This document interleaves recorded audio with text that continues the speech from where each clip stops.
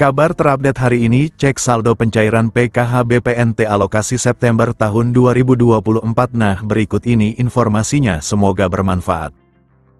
Assalamualaikum warahmatullahi wabarakatuh, apa kabar? Semuanya semoga selalu sehat, dilancarkan rezekinya, dimudahkan segala urusannya, amin. Nah, di video kali ini saya akan berbagi informasi yaitu aturan penting terkait pencairan bantuan PKH tahap 5 dan BPNT tahap 6 alokasi September-Oktober tahun 2024. Nah, lalu kira-kira ada aturan terbaru seperti apa ya? Maka dari itu simak terus videonya sampai selesai agar supaya tidak menimbulkan gagal paham dalam menyerap informasinya. Namun sebelum itu jangan lupa dukungannya untuk channel ini, TV-ku ini dengan cara subscribe dan like jika dirasa bermanfaat dan agar tidak ketinggalan informasi terbaru selanjutnya.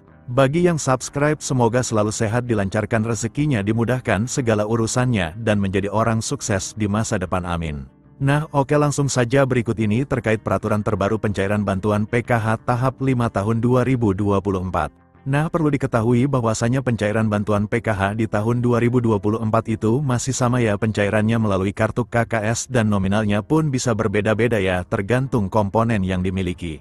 Nah, selain itu juga sudah ada peraturan yang sudah ditetapkan dalam hal pencairan PKH di tahun 2024. Jadi untuk bantuan PKH itu adalah bantuan bersyarat. Jadi harus memiliki komponen PKH seperti anak balita, kemudian anak sekolah SD, anak sekolah SMP, anak sekolah SMA. Kemudian penyandang disabilitas berat dan juga komponen PKH lansia, serta komponen ibu hamil. Nah, kemudian ini ada beberapa kriteria untuk menentukan bantuan PKH BPNT-nya bisa cair atau tidak. Nah, jadi yang pertama peraturannya itu para KPM harus terdaftar di dalam DTKS, jadi mulai dari anak balita SD, ibu hamil, kemudian anak SMP, anak SMA, penyandang disabilitas dan lansia tersebut harus masuk di dalam DTKS dan aktif sebagai penerima bantuan PKH. Kemudian yang kedua, di dalam keluarga maksimal, hanya 4 komponen saja yang bisa masuk ke dalam bantuan PKH. Kemudian yang ketiga, prioritas bantuan PKH yang memiliki komponen datanya itu harus aktif ya, dan padan antara di DTKS dengan Dukcapil. Kemudian peraturan yang kelima, jika kalian terdaftar sebagai penerima bantuan PKH anak sekolah, baik itu SD, SMP maupun SMA, ini datanya harus terdaftar di aplikasi Dapodik sekolah masing-masing dan datanya badan dengan di DTKS, jadi tidak boleh ada perbedaan. Selanjutnya yang keenam, untuk komponen PKH balita yang disebut sebagai komponen PKH balita itu adalah hingga anak yang kedua saja ya. Apabila ada balita ketiga ataupun balita keempat dan seterusnya, maka sudah tidak dapat dibilang penerima bantuan PKH lagi ya, karena dibatasi sampai balita kedua saja. Selanjutnya peraturan ke-8 untuk komponen disabilitas, jadi maksimalnya itu ada 4 orang ya yang bisa menerima bantuan PKH. Kemudian selanjutnya untuk komponen lansia, peraturannya adalah yang dibilang komponen PKH lansia sama seperti penyandang disabilitas, yaitu maksimal 4 orang saja.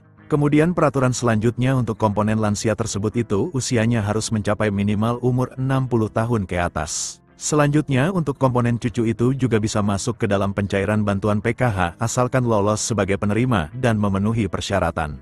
Kemudian peraturan selanjutnya untuk komponen ibu hamil, jadi yang dianggap atau dibilang komponen PKH ibu hamil adalah hanya sampai kehamilan yang kedua saja ya, jadi apabila memilih yang ketiga kalinya atau keempat kalinya itu sudah tidak bisa dapat bantuan PKH. Kemudian juga memiliki anak yang normal yang bersekolah di jenjang SD, sedangkan untuk yang nominal penyandang disabilitas dan anak sekolah SD itu nominalnya berbeda-beda, lebih besar penyandang disabilitas SD. Maka yang masuk komponen PKH adalah komponen disabilitas yang didahulukan, jadi sudah jelas, yaitu adalah peraturan bantuan PKH di tahun 2024. Sementara untuk jadwal pencairannya, jika tidak ada perubahan akan dicairkan di antara bulan ini atau Oktober tahun 2024. Nah, berikut ini KPM yang sudah cair KKS-nya. Nah, berikut ini saldonya, cair segini 400.000, Bank BRI cair KKS-nya, semoga yang lain menyusul cair, amin. Nah, sekian dulu informasi ini, semoga bermanfaat bagi semua. Assalamualaikum warahmatullahi wabarakatuh.